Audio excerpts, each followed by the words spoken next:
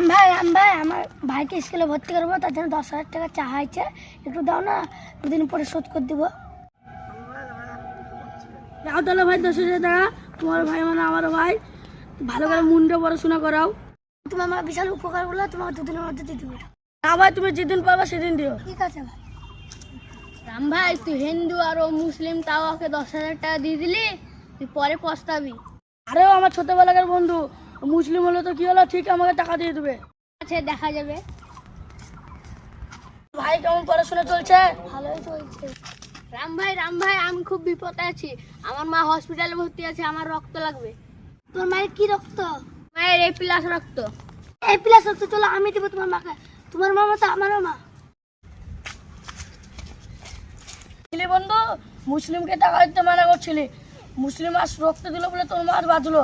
হ্যাঁ রে ভাই, আমি তো টাকা দিতে মানা করলাম, আমি কি বড় ভুল করলাম রে ভাই, মাকে রক্ত দিল রে ভাই।